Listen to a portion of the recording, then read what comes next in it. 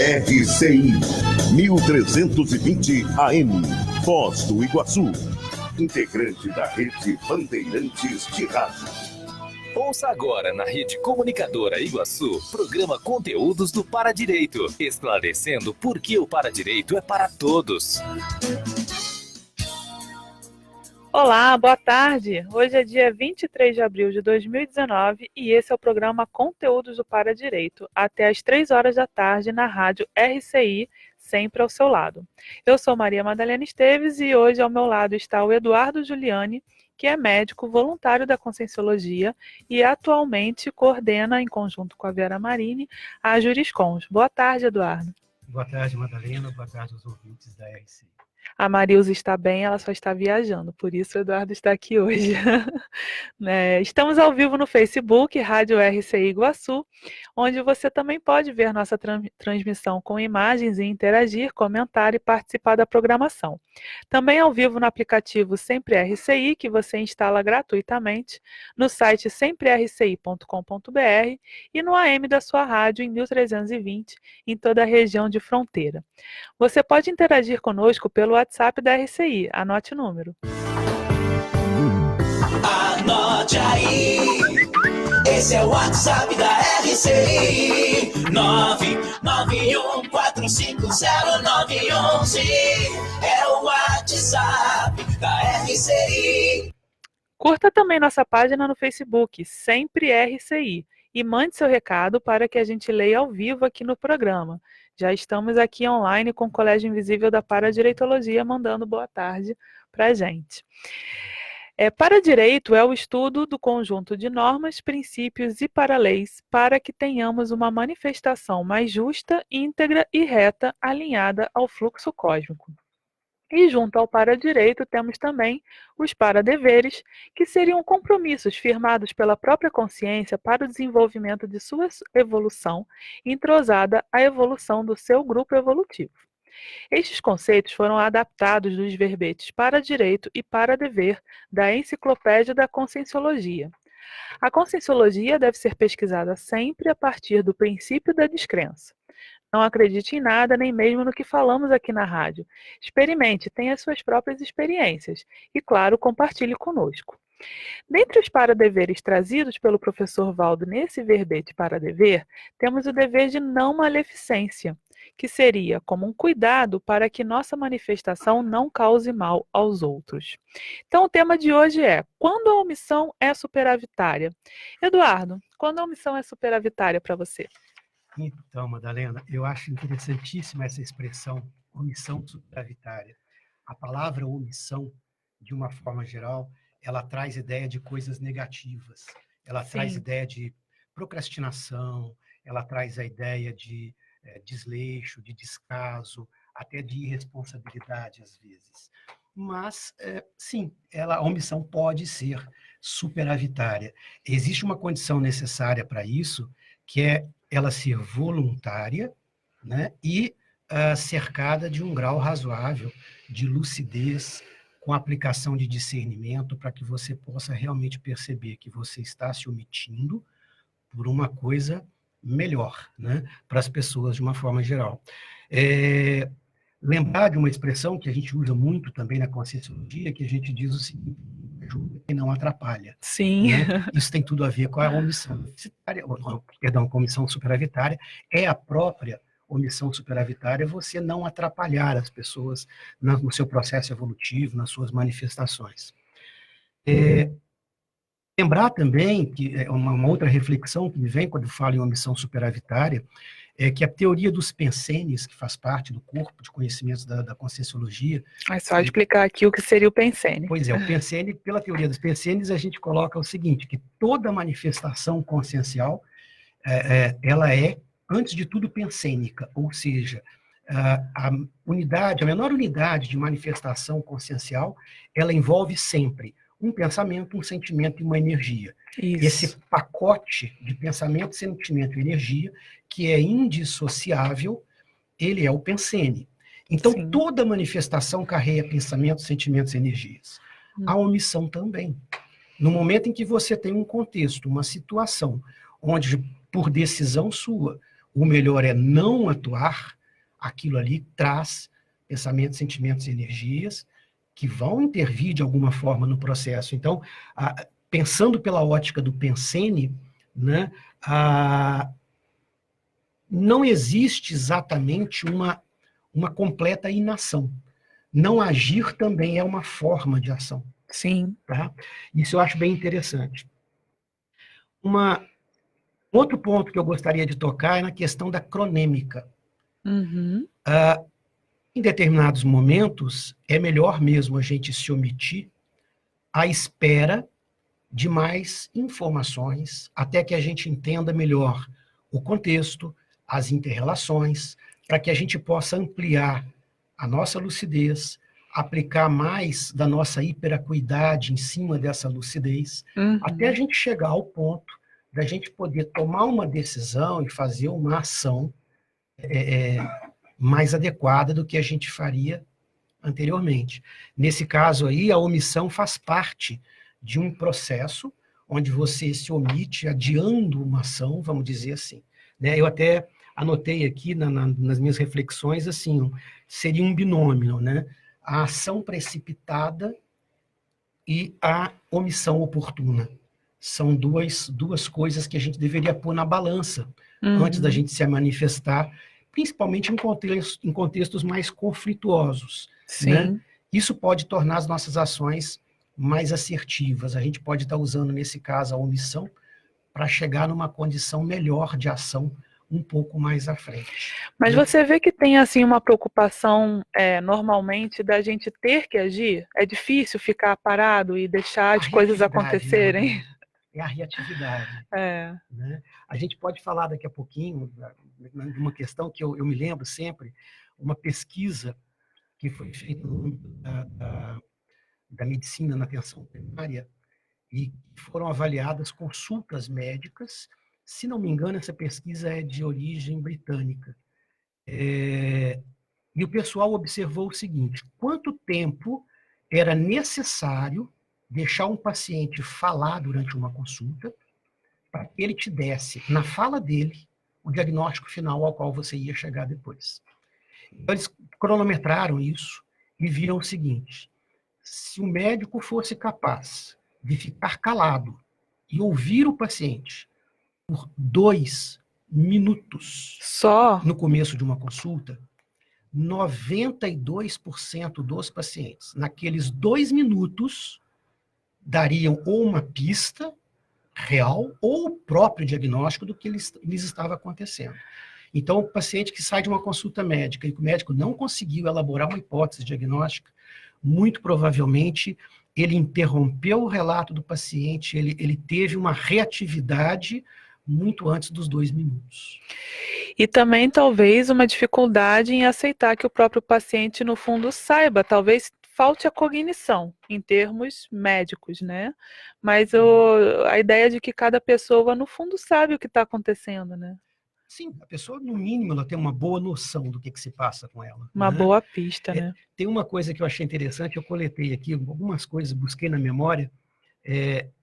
Quando a gente fala em omissão superavitária, uma forma de saber, de aprender talvez a fazer a tal da omissão superavitária, é você revisitar momentos da sua vida, eu acho que todo mundo já passou por isso, em que você para e fala assim: puxa, eu podia ter ficado quieto. Uhum. Né? Então tem aquelas expressões que a gente vê no dia assim: perdi uma ótima chance de ficar calado. Né? Sim. Quem nunca teve essa sensação de... Né? E aí eu lembrei até de algumas situações engraçadas, por exemplo, de onde a gente menos espera vem algum ensinamento, né? O Romário, jogador de futebol, eu não sei se você lembra disso, teve uma ocasião que o Pelé deu umas declarações e que as declarações foram inadequadas. Então o Romário, numa entrevista, ele falou assim: o Pelé calado é um poeta. Né? Quer dizer, ele se referindo ao fato de que Pelé tinha perdido uma ótima chance de ficar calado naquela oportunidade. Não, eu uso como ícone a Gisele Bündchen, né? Porque até a Gisele Bündchen sabe a hora de parar, quer dizer, ela tinha tudo para continuar e ela falou, não, melhor parar por aqui. Enquanto você está no auge, tá bem, aí você tira seu time de campo, fica tudo certo. Exatamente. A gente vê, às vezes, em discussões, a pessoa virar para outra e falar assim, olha, você calado, você já está errado. Não necessariamente, às vezes está certo. Às vezes o correto é ficar calado naquele momento. Né? Registro aqui a presença da Cirlei Souza, que no caso é minha mãe. William Roberto entrou e o Leandro Giraldelli também, nosso voluntário agora de Porto Alegre, mandando boa tarde. Pessoal, podem participar aí e mandar as dúvidas de vocês. Muito bem. Eu acho interessante, assim, Madalena, a gente pensar, por exemplo, na questão essa questão da cronêmica é que a mais me intriga, porque eu fico pensando o seguinte, revisitar essas situações e aprender com elas, e me ajuda a aproximar a minha percepção da realidade do momento adequado de ficar quieto. Quanto maior esse delay entre passei da conta e percebi que passei da conta, né, menos eu estou sabendo praticar a omissão superavitária. Eu acho que essa coisa de aproximando um do outro é que é bem legal. Mas só para eu entender, então, a cronêmica seria fazer esse inventário ou seria dar o tempo das coisas acontecerem? Dar o tempo das coisas acontecerem. Bacana. O que eu estou colocando é assim... As duas coisas são bacanas, né? Mas, não agir pode ser omissão superavitária dependendo do momento. Não é isso que eu estou colocando. Assim, às vezes você precisa, assim, não é a hora de agir. Nesse momento, a omissão vai ser superavitária. Sim. Lá na frente, depois que eu conseguir ter um volume maior de informações, uma percepção maior da realidade, que eu conseguir entender melhor todo o contexto, as relações, etc., chega um ponto, não dá para ser omisso mais. Aí eu vou estar entrando em omissão deficitária.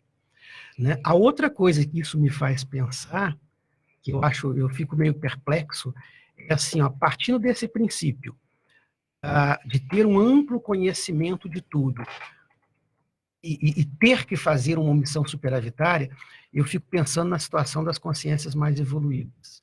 Eu fico imaginando assim, quanta omissão superavitária no nosso modelo evolutivo, um serenão, não tem que fazer. Sim. Porque essa consciência ela vai ter uma percepção muito ampla de todos os contextos, das inter-relações, tanto intra quanto extrafísicas, né?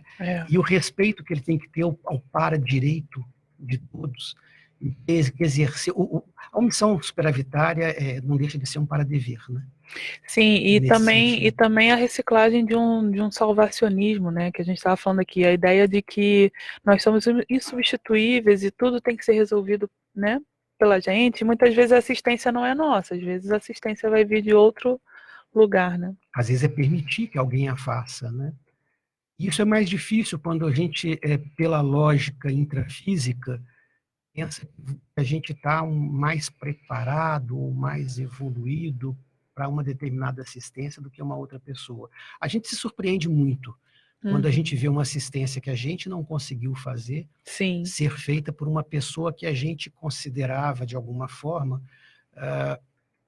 menos capaz de fazê-lo do que a gente. Né? Eu acho que esse é um desafio para os médicos, né? Deve ser. Enorme.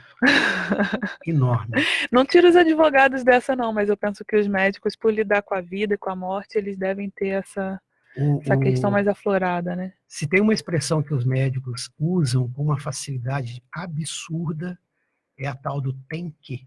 Tem que.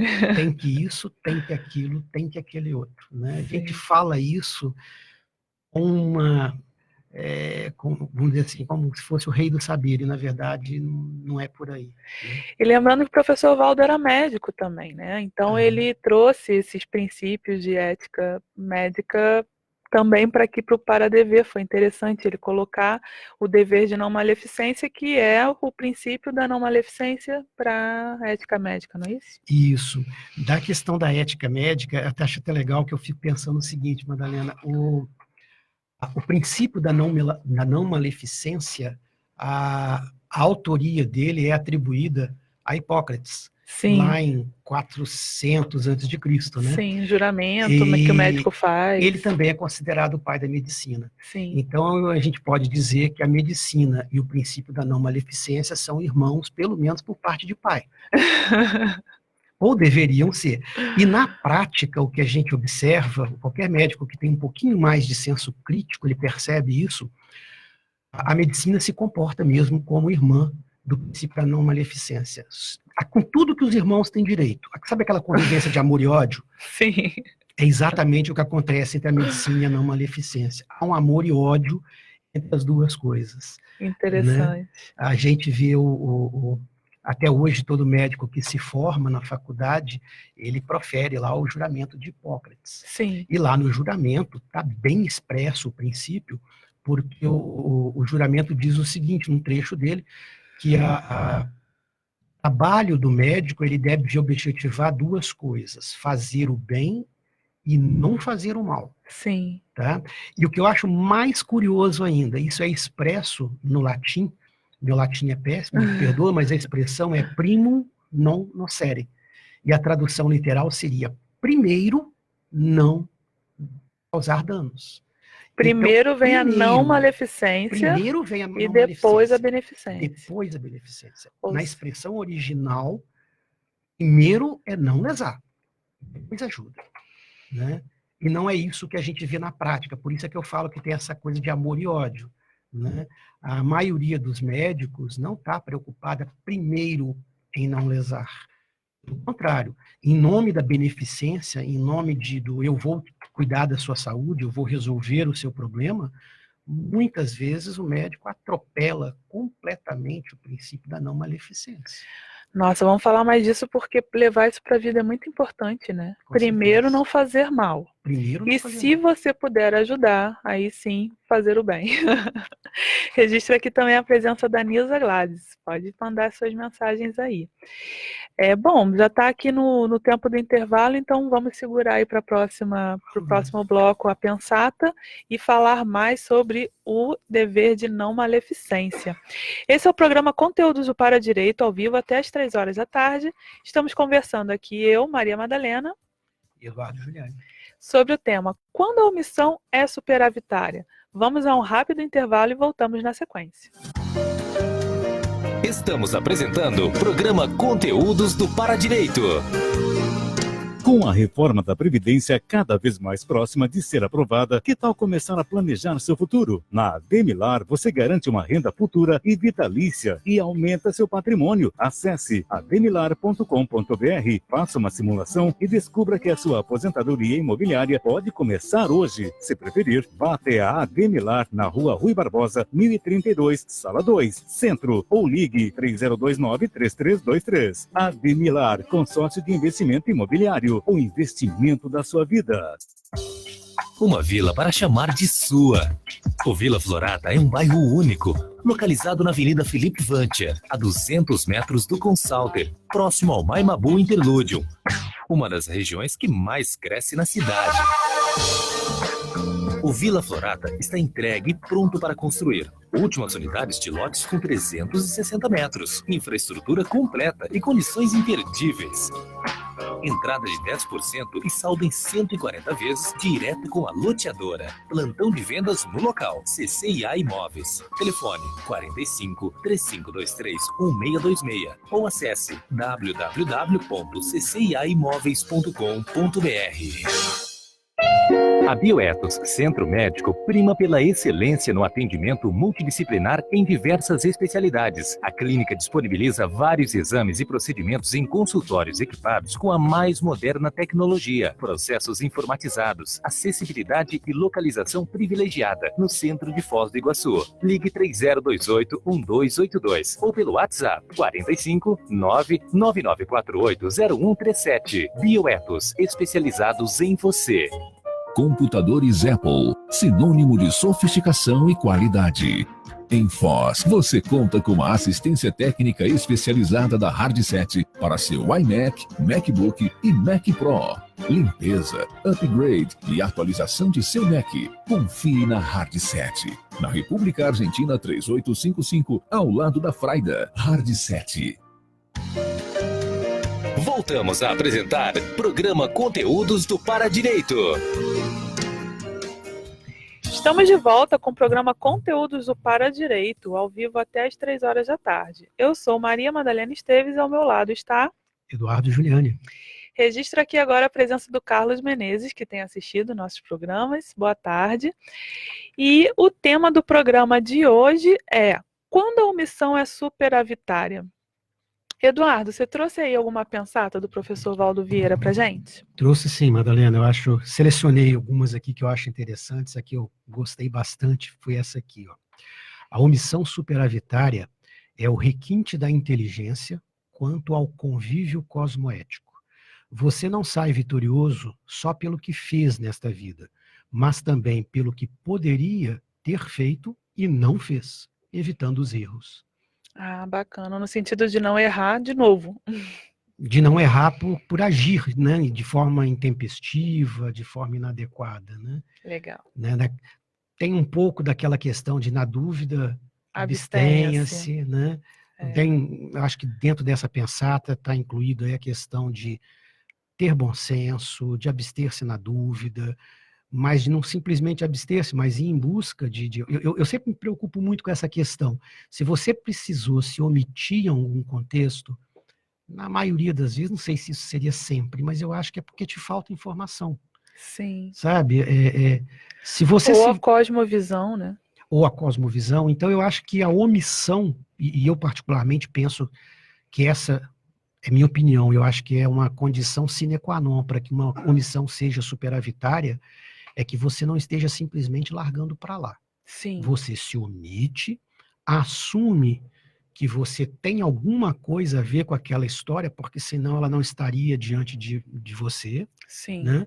E vai em busca de, em algum momento, mais à frente, você poder sair dessa condição de omissão e ajudar de alguma maneira.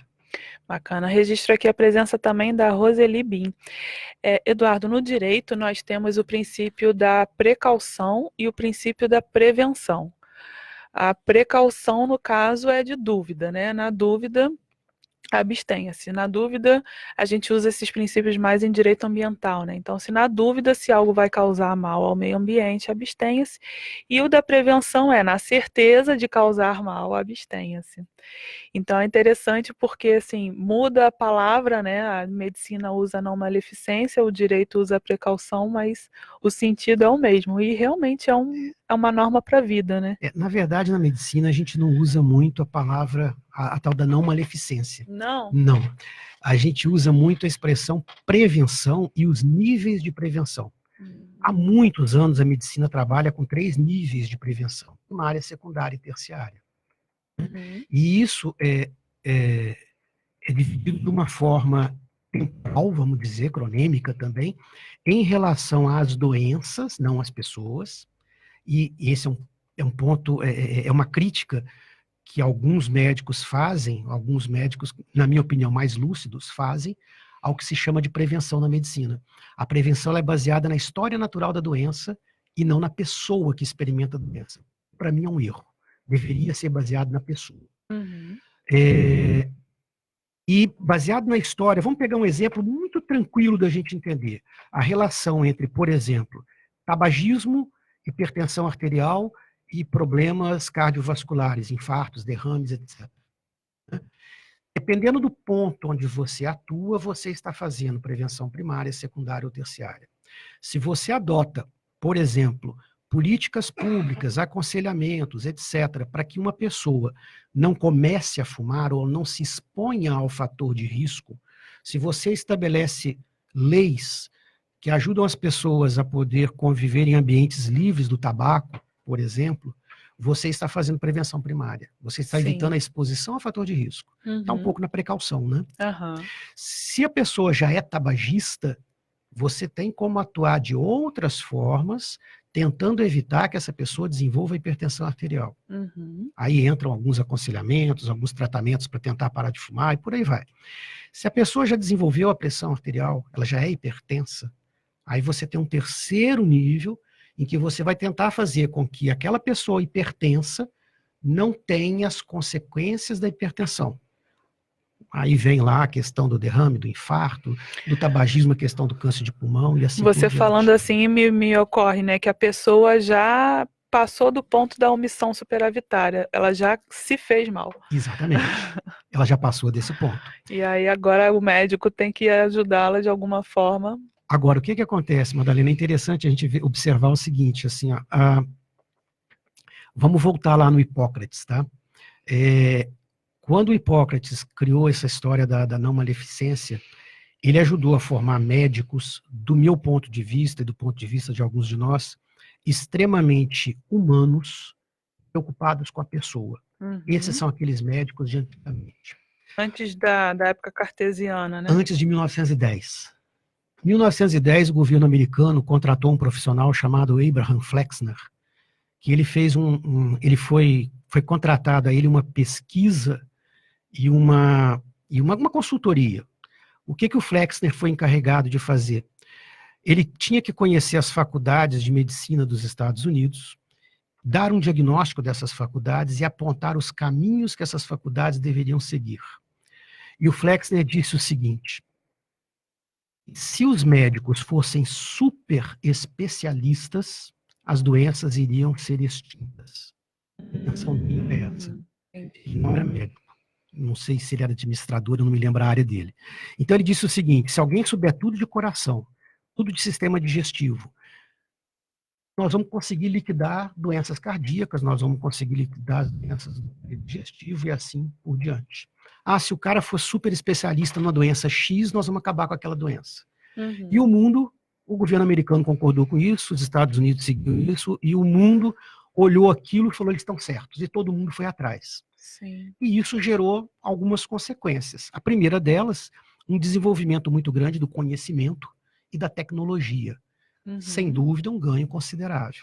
É. Né? O problema, em nome dessa tecnologia dura, equipamentos, máquinas, exames e etc., abandonou-se a tecnologia leve. Uhum. O conhecimento, a parte antroposófica, a parte humana, a medicina sentada na pessoa só. Os 2 minutos de diálogo. Os 2 minutos de diálogo morreram nessa época.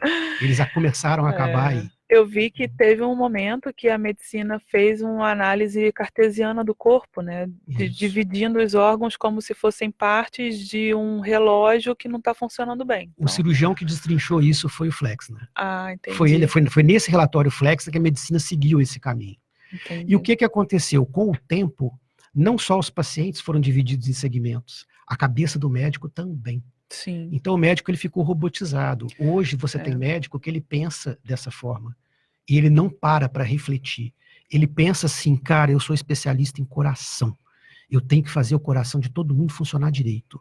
Sim. E ele não mede esforços para isso. Se precisar pedir 500 exames e passar 40 medicamentos, ele vai fazer isso sem o menor drama de consciência.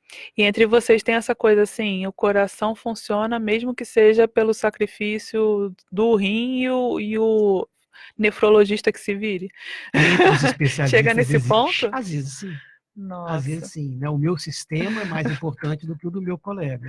Sim. Pode chegar até nesse ponto. Mas o mais importante, independente dessa questão entre eles, é quem está no meio dessa confusão. O paciente. É o paciente, né? Então, a medicina, eu falo que ela se divorciou do princípio da não maleficência.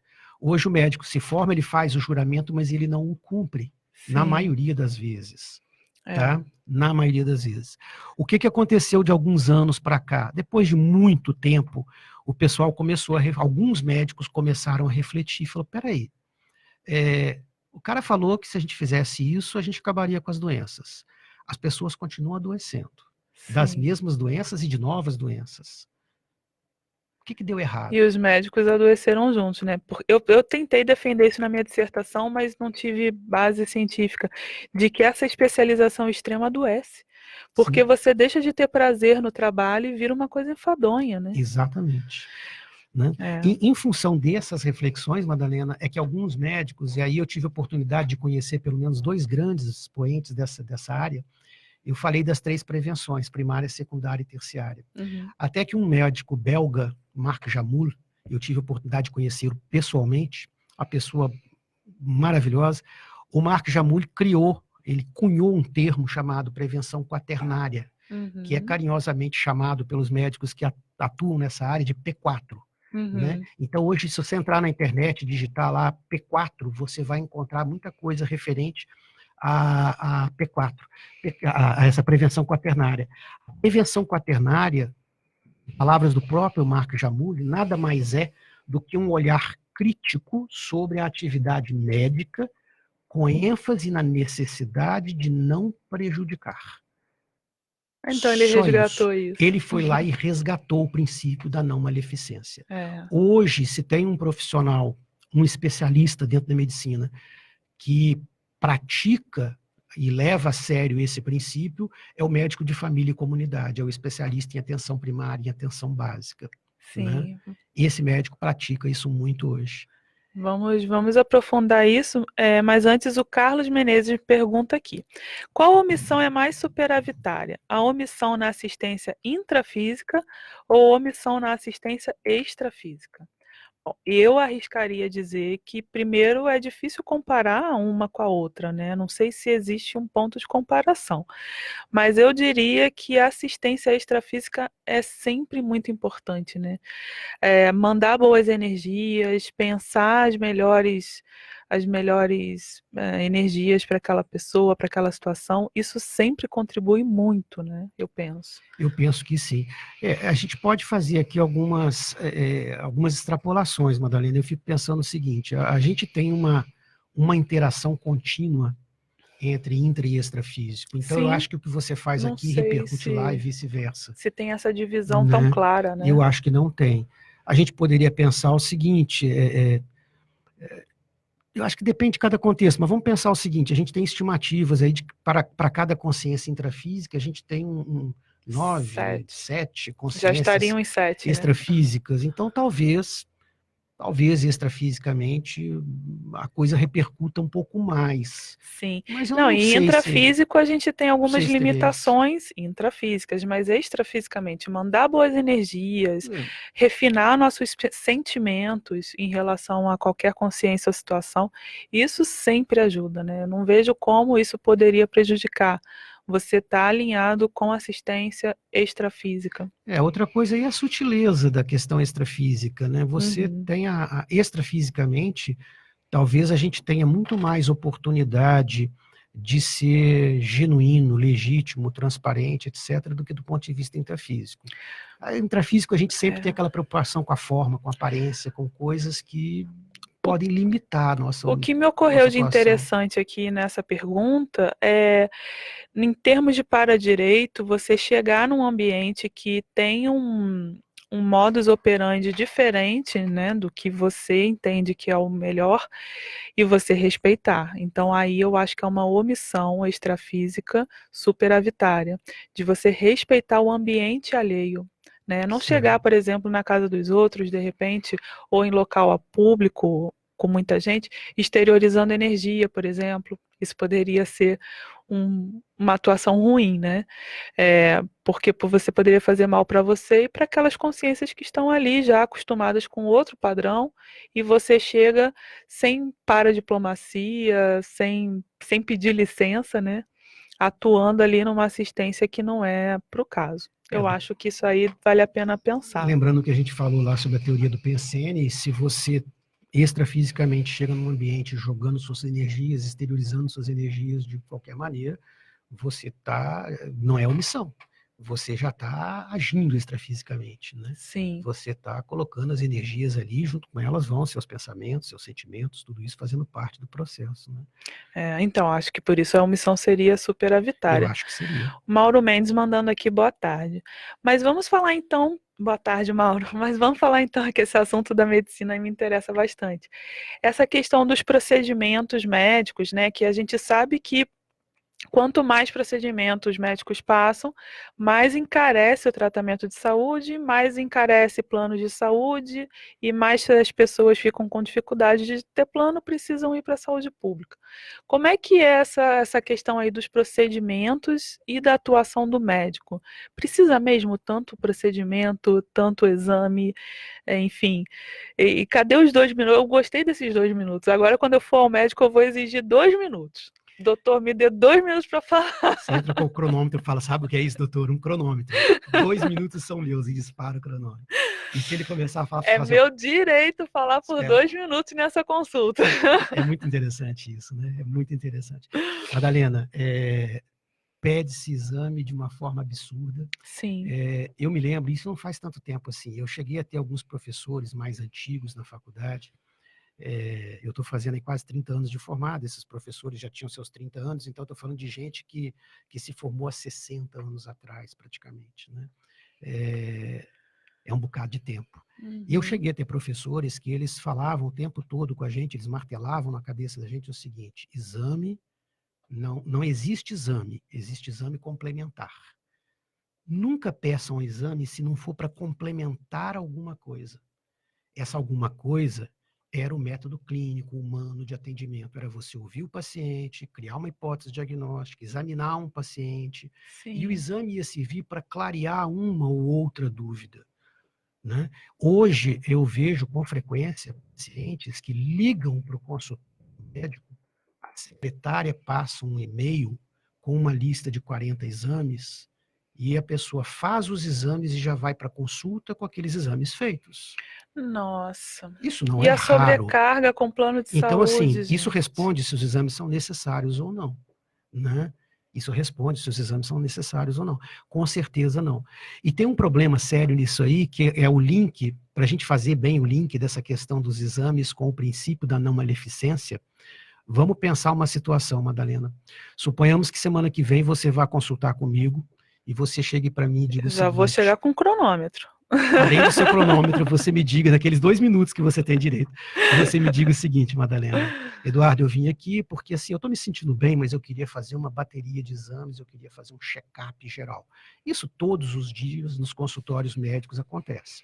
E eu posso virar para você e falar: Madalena, me fala um pouco da sua vida, deixa eu te examinar, etc. E chegue no final da consulta, eu digo para você assim: olha, Madalena, não tem necessidade de fazer nenhum exame. Está tudo bem com você. Aí, provavelmente, você vai falar o que as pessoas falam. Doutor, mas são só exames, que mal tem. E isso tem uma resistência do paciente. Sim. Como assim ele não vai me passar exame? Esse médico está sendo relapso, né? Então ele acha que o exame é prova de cuidado. Exatamente. E tem um argumento que o pessoal usa muito, que é dizer o seguinte: mas é só um exame que mal pode fazer. É mal de onerar o plano de saúde, que no final do mês fica caro para todo mundo e a gente tem que ir para o SUS, porque fica difícil pagar, né? E no SUS também existe a mesma coisa. Então, Sim, assim, sobrecarregar a saúde pública. O SUS não deixa de ser um plano de saúde, ele é um plano público de saúde. Sim. Então, o mesmo processo de onerar um plano privado, ele existe onerando o serviço público. Sim. Né? Então, assim, faz mal socialmente, economicamente, para todos. Sim. Mas, provavelmente, para você, nessa hipotética consulta, eu te pedir exames não iria te fazer mal. Porque você está bem, você está cuidando bem da sua vida, etc. Agora, tira a Madalena de cena e coloca um outro paciente que a gente vê com frequência. Então, vamos lá, um camarada de 45 anos que foi consultar porque a mulher estava perturbando ele, dizendo que ele não ia ao médico e que ele tinha que consultar. E esse camarada, a hora que ele entra no consultório, eu olho para ele e vejo que ele é obeso, ele é tabagista, um pouquinho de conversa eu vou descobrir que ele é etilista, sedentário, extremamente estressado, e a simples aferição da pressão arterial eu vejo que ele é hipertenso. Então eu já tenho 6 diagnósticos desse paciente, de coisas que têm um potencial enorme para causar danos, e sem ter feito nenhum exame. E aí esse camarada, ele quer porque quer fazer todos os exames, e obviamente eu vou pedir alguns exames para esse paciente. E aí vem um resultado interessante, todos os exames normais. Por acaso? Todos os exames normais. Como é que é a consulta de retorno desse paciente? Ele vira para mim e fala assim: doutor, então os meus exames, tá tudo bem? Seus exames estão ótimos. Então tá tudo bem comigo, né? Não. o senhor é hipertenso, sedentário, obeso, tabagista, etilista, estressado. Não, mas os meus exames estão bons. Os seus exames estão. Então, está tudo bem comigo. O que esse cara obteve com esses exames? Um respaldo para Sim. continuar Bebendo, fumando, comendo estressando, gordura. não fazendo exercício, etc, etc. Ou seja, ele ganhou um respaldo para continuar com maus hábitos de vida que vão repercutir na saúde dele. A pergunta que eu faço nessa hora é: o exame fez mal para esse indivíduo ou não? Muito, muito mal. Seria melhor a omissão. Reforçou os maus costumes. Mauro Mendes está aqui, a gente responde aqui o Mauro, vamos para o intervalo e depois voltamos para falar da questão humana, que eu estou com uma pergunta aqui. O Mauro Mendes falou que estuda Conscienciologia, há 3 anos faz TENEPS e tem epilepsia, tônico clônico e de ausência, faz exames e não aparece nada no físico. E a medicina, só remédio. Qual a opinião? Olha, eu fiquei interessada que 3 anos de TENEPS já é um bom tempo, né? Bastante tempo. Agora, quanto tempo será que ele já estuda Conscienciologia? Também isso poderia ser... A gente teria que avaliar o caso dele, as anotações, o histórico dele, assim... Uma coisa que sempre até o professor Valdo insistia muito é para a gente primeiro esgotar o máximo possível questões físicas. Né? Para a gente não partir do princípio que tudo é energético, que tudo é extrafísico. Existem condições somáticas que elas precisam, às vezes, ser controladas e cuidadas, até para que a gente possa ter manifestações energéticas adequadas. Uma que eu acho que é importante frisar é assim, Mauro, né? O Mauro, ele esclareceu, há 3 anos ele estuda a Conscienciologia, há 2 meses ele faz TENEPS, aí agora fez mais sentido. Uma coisa que eu acho importante, Mauro, avaliar sempre é assim, se existe uma condição de epilepsia, o porquê dela. Por que você tem essa condição? O que você precisa aprender com isso? Alguma coisa a gente precisa. Eu falo muito sempre com o pessoal de algumas doenças que elas têm uma função na vida da gente. Sim. Uma delas, por exemplo, é o diabetes. O diabetes é uma doença que obriga a pessoa a ter um nível de cuidado com o soma que ele é muito interessante. A pessoa tem que aprender a cuidar de si, ela tem que aprender a se observar, ela tem que aprender a ter disciplina com uma série de coisas. Então, tem algumas doenças que elas ensinam muito se o indivíduo estiver disposto a prestar atenção nela e aprender. Eu falo o seguinte, o diabético que consegue cuidar perfeitamente de si, ele aprendeu a cuidar de qualquer consciência. Bacana. Bom, Mauro, eu não sou médica não, mas enquanto pesquisadora de Conscienciologia e docente, segura firme e aprofunda a autopesquisa, que é por aí mesmo. Bom, esse é o programa Conteúdos do Paradireito ao vivo, até às 3 horas da tarde. Estamos conversando aqui, eu, Maria Madalena. E eu, Eduardo Giuliani. Sobre o tema, quando a omissão é superavitária? Vamos a um rápido intervalo e voltamos na sequência. Estamos apresentando o programa Conteúdos do Paradireito. Agora na RCI, Minuto Saúde, com o Dr. Eduardo Martins, cardiologista. Minuto Saúde, oferecimento Insecor, Instituto de Cardiologia Comportamental, Rua Pedro Basso 472, Sala 407, Edifício Caesar Tower. Olá, ouvintes da RCI. Hoje nós vamos falar um pouco mais sobre saúde, mais especificamente sobre o porquê de se ter saúde. Muitos pacientes parecem não compreender corretamente esta questão e, por isso, vamos aprofundar um pouco mais este assunto. A saúde não é um fim em si. Ninguém vive para ter saúde. É o contrário. Tem-se saúde para viver. Então, cair na noia de só malhar, fazer exercício e falar o dia inteiro de arroz integral não dá. Estes são os ortoréticos, ou as vítimas da ortorexia, neurose ou compulsão só por esse assunto. Nós até já falamos disso aqui no Minuto Saúde. Muito bem, a saúde se resume numa expressão, o bem-estar. Bem-estar é poder fazer o que se quer, sem limitações. É ter o corpo, a mente, o espírito, e vamos dar o nome que a gente quiser aqui. Pode ser espírito, alma, consciência, self, enfim. corpo, mente, espírito, as emoções, as energias, todos alinhados e equilibrados. Assim, podemos falar até em saúde intelectual, saúde cognitiva, por exemplo, que seria o fato de você conseguir usar os seus atributos mentais sem limitações. Além disso, é preciso esclarecer que saúde não é prazer. Ter prazer é outra coisa. O bem-estar exige vivenciar o prazer em doses. Quem busca somente prazer nas coisas torna-se doente, pois acaba vítima da serotonina, o hormônio do prazer. Isto ocorre com drogas, cigarro, álcool, comida, etc. Prazer é bioquímica pura. Bem-estar é usar a bioquímica a seu favor, e não contra. E para fechar a ideia de hoje, vamos entender que saúde se mede ou se avalia em anos, e não em meses ou dias. Comeu uma salada ontem e achou que fez um golaço? Está indo na academia há 3 meses? Legal! Como dizia Lao Tse, uma longa caminhada começa com um pequeno passo. E a saúde é uma longa jornada. Exige esforço, esforço e muito esforço. Prazer é fácil, bioquímico e causa dependência. Por isso, precisamos de doses certas.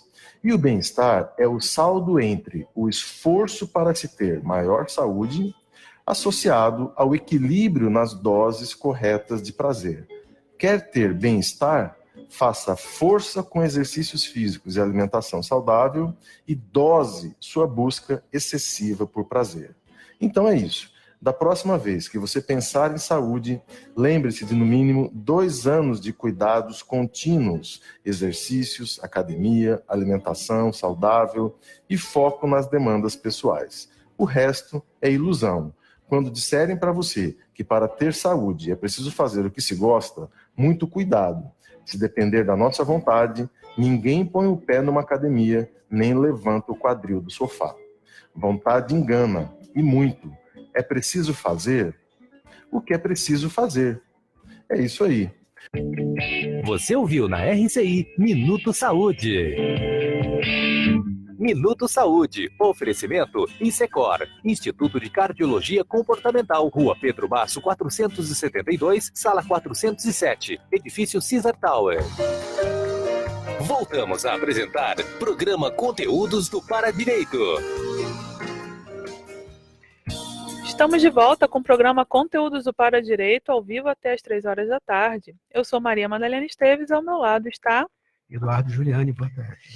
A gente estava aqui respondendo a pergunta do Mauro Mendes, né, sobre a epilepsia e faz exames e não aparece nada no físico. Ele estuda Conscienciologia há 3 anos e faz TENEPS há 2 meses. E a gente estava aqui pensando, né, Eduardo, como é que funciona essa questão de ser médico no curso de campo, como essa relação do intrafísico com o extrafísico? Essa questão que a Madalena trouxe, gente, temos na Conscienciologia vários cursos que a gente chama de cursos de campo, são cursos em que a gente cria funções otimizadas, trabalho com energias, etc. Um trabalho consistente, né, junto às equipes extrafísicas. E nesses cursos a gente tem um cuidado muito grande de ter normalmente um profissional médico envolvido, né, na equipe como médico de campo. Exatamente porque a pessoa vai ter um nível de descoincidência maior, ela vai ter uma interação maior com consciências, e isso pode fazer, às vezes, se manifestar ali alguma situação em que vai rolar uma dúvida, escuta, isso é físico, isso é extrafísico, isso aqui precisa de médico, isso aqui precisa de trabalho com energia, de arco voltaico, do que é. Então, um cuidado que a gente acha interessante propor, e aí vai uma dica aí para o Mauro também, se você tem uma condição física, clínica, que você já conhece ou que ainda não está completamente entendida, parece que no caso dele ainda não se chegou a uma conclusão, toda vez que for participar de um curso de campo é interessante sempre alertar a equipe do curso sobre isso, né, para que os cuidados todos possam ser tomados. Você falou também do sino, né? Eu fiquei pensando aqui, porque a gente estava comentando aqui no intervalo um pouquinho, o Mauro está aí com 2 meses de TENEPS, né? A gente sabe que os primeiros meses às vezes ocorrem contrafluxos e etc.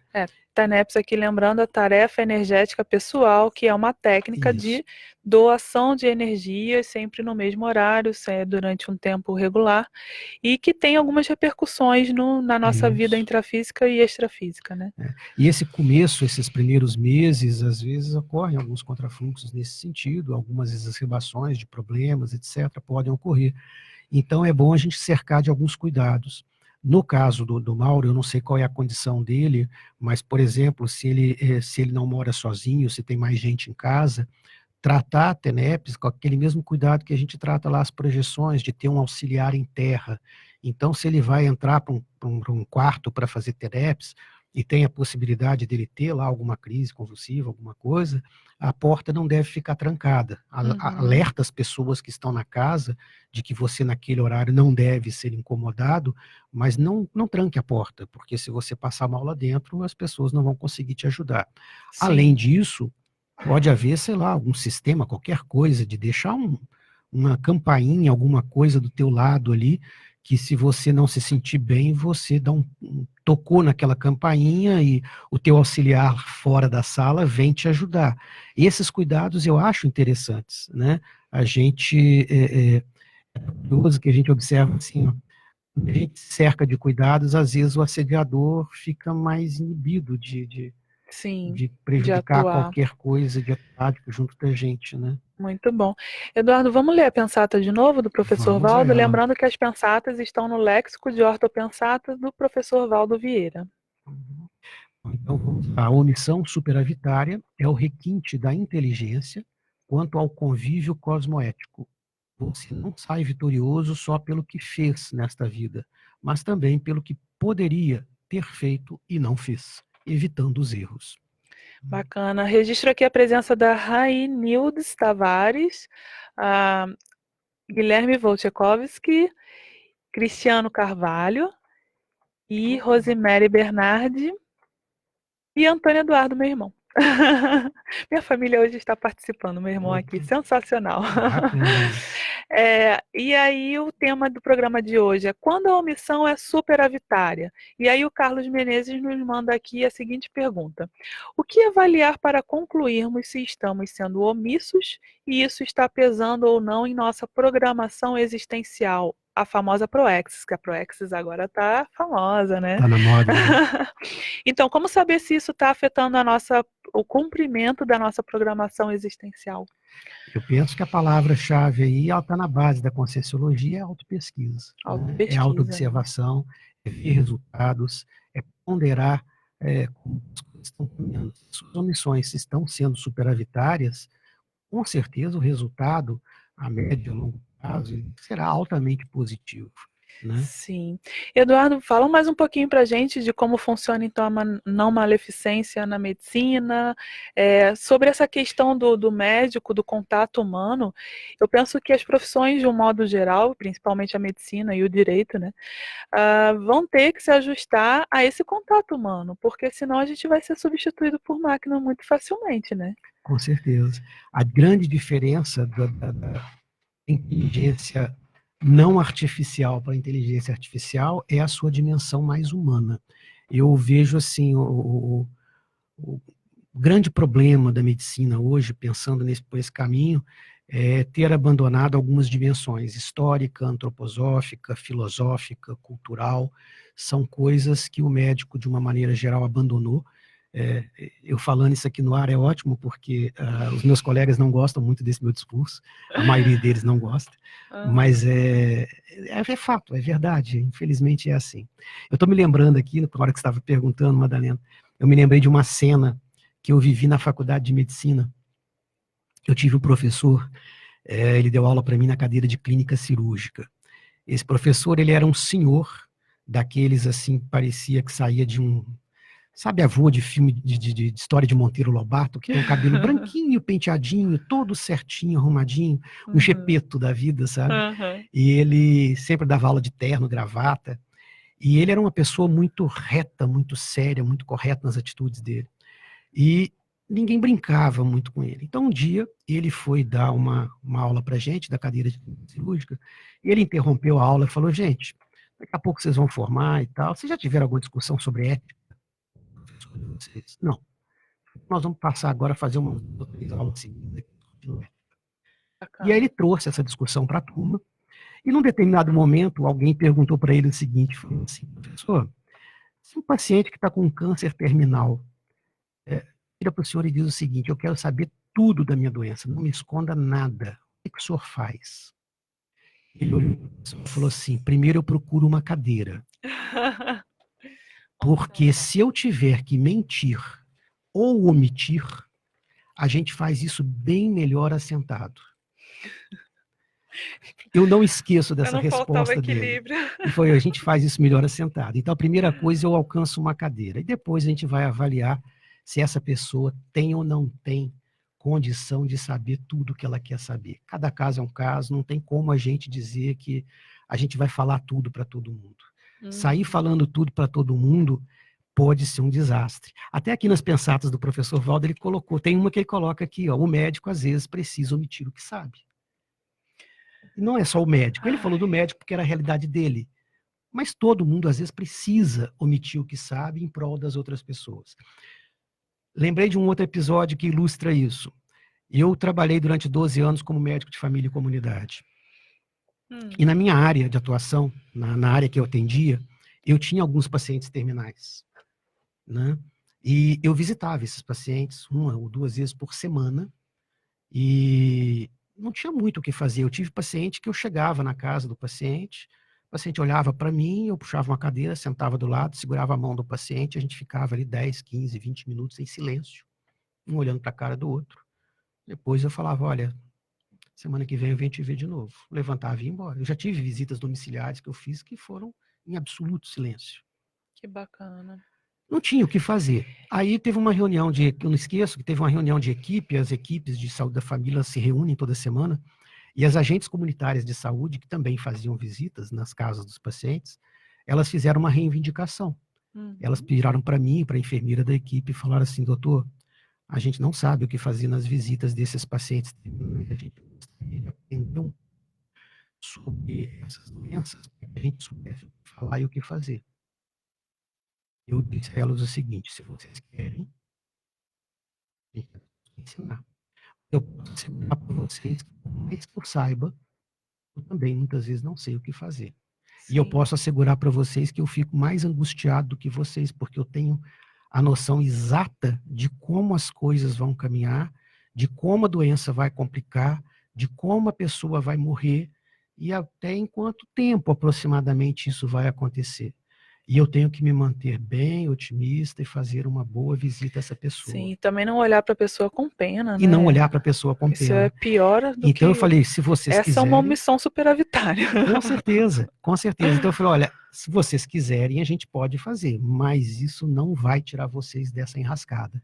E o pessoal olhou e falou assim, não, então a gente prefere continuar com a bênção da ignorância nesse sentido. Tem que aprender a lidar também difícil. Com a dessoma, com a morte, né? É bem complicado. Eduardo, estamos caminhando para o fechamento, infelizmente. Alguma colocação a mais? Olha, tantas, né?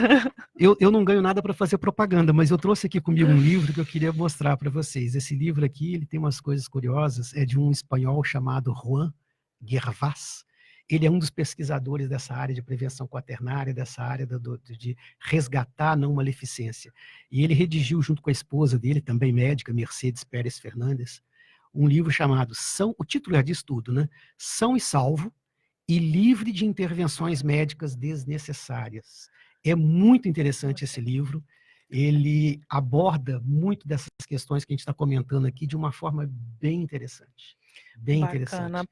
Próxima vez que você vier, eu vou aproveitar para a gente falar sobre comunicação de más notícias. Ou seja, o livro é todo ele sobre o princípio da não maleficência. Que bacana. Sobre como lidar com esses momentos difíceis, né? Muito importante. E o nosso curso de campo, você vai estar na equipe? Com certeza. Com certeza. Dia 31 de maio, 1º e 2 de junho, né? Exatamente. O curso Teáticas da Mega Fraternidade. Estarei lá. Estaremos? Estaremos. É onde a gente passa aí 2 dias e meio, né, fazendo bastante exercício energético sobre mega fraternidade para direito. Recomendo para quem tiver disponível aqui no final de maio. Chegamos ao final do programa Conteúdos do Paradireito dessa terça-feira, dia 23 de abril de 2019. Para quem chegou depois, esclarecendo, a Marilza está viajando, por isso ela não está aqui hoje. Agora são 14h59. Agradeço a presença do meu compassageiro, Eduardo Giuliani. Eu que agradeço a oportunidade. Fica o convite para participar presencialmente em Foz do Iguaçu da Dinâmica da Paradireitologia toda quinta-feira às 9 horas da manhã no CAEC, na Rua da Cosmoética 1635, na Cognópolis, e dos Conteúdos Paradireitológicos, que é uma atividade gratuita da Juriscons toda terça-feira, das 9h30 às 11 horas da manhã, no Discernimento, na Avenida Felipe Vantes, 6200, Cognópolis. Agradecemos também aos ouvintes que nos acompanharam nas diferentes plataformas da RCI, e se você não conseguiu pegar desde o começo ou quer ouvir de novo, o programa fica armazenado em vídeo no Facebook, Rádio RCI Iguaçu, e o áudio estará publicado na íntegra no site semprerci.com.br. Conteúdos do Paradireito volta na próxima terça-feira às 14 horas. Até lá!